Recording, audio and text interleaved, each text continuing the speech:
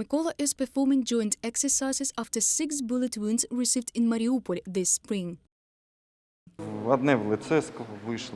I was bullet wounded in my face, in the arm and in the leg, and the thigh, in the shoulder. The man was among those who went through fierce battles at Azovstal and the Russian captivity. Mykola was returned to Ukraine at the first exchange of prisoners of war due to severe wounds, and after that he has already had 8 surgeries. The serviceman has been undergoing rehabilitation in this center for the 3rd week already.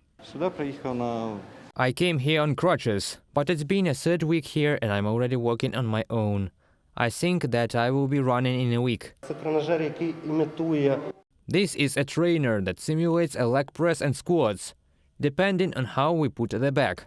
Here we are training his axial load, which is needed for walking without crutches. Today is the first day when Mykola came to us without crutches. The Odesa Rehabilitation Centre began its work in May this year. It helps the soldiers who were seriously wounded in battle defending Ukraine. This is how the patient can confidently stand on his feet after receiving wounds with the help of this exercise for balance and coordination.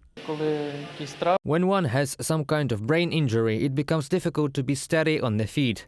So this simulator helps a lot. When you close your eyes please, can you see, he immediately starts to fall. This is his workout. Keep on standing. Roman does not lose positive mood either. He was wounded in a leg at the beginning of the war during the shelling of Mykolaiv. Unfortunately, a lot of our guys get wounded in different areas of the front line, but we will definitely win. Many people are recovering their strengths. Many warriors are again joining the ranks of the armed forces of Ukraine, continuing this battle. Now Roman is reinforcing his muscle strength and increasing the range of motion. Over time, he will also increase the load.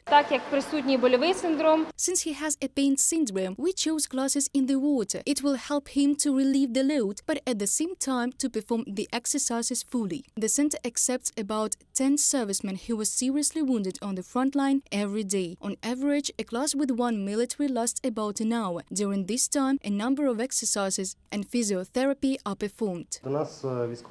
Servicemen come to us already from military units, from medical centers of the Ministry of Defense of Ukraine. All this is within the framework of the contract at no cost, which we provide to the military unit.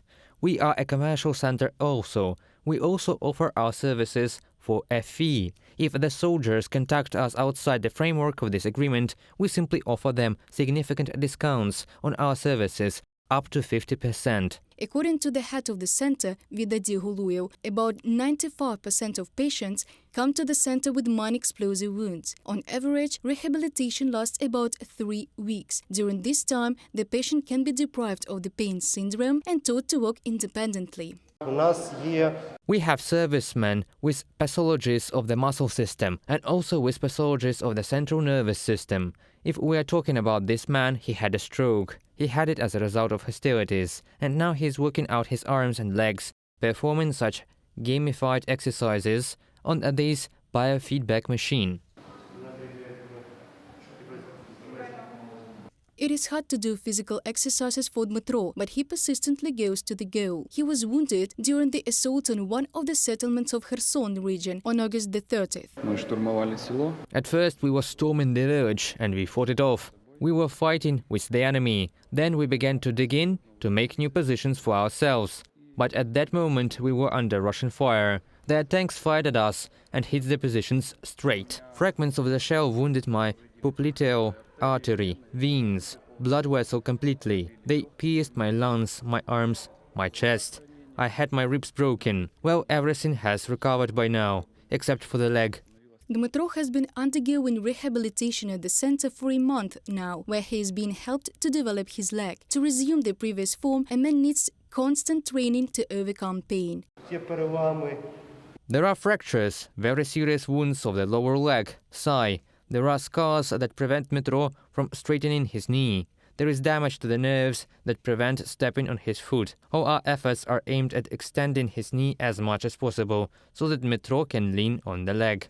The center has been also providing psychological assistance to the military and their families since December the 1st. The Department of Veterans Affairs has signed a program with the Center for Restorative Medicine and Movement Rehabilitation. Returning to the Reha, the military needs to be helped to overcome the psychological trauma received in battle, especially after the loss of a friend, psychologists explain. The greatest trauma is the trauma of the witness, when their fellows get killed. These are tough stories that require attention and which should be worked on then. Also, trauma is considered being in a situation of constant tension due to the fact that there are direct risks to life. One can get killed every second. The military should not go through this terrible and tough experience by themselves. However, in spite of everything, most of these men plan to return to the ranks of the armed forces of Ukraine after rehabilitation and join their fellows in the fight against Russian invaders. About 100 Ukrainian servicemen have undergone rehabilitation here during the operation of the center.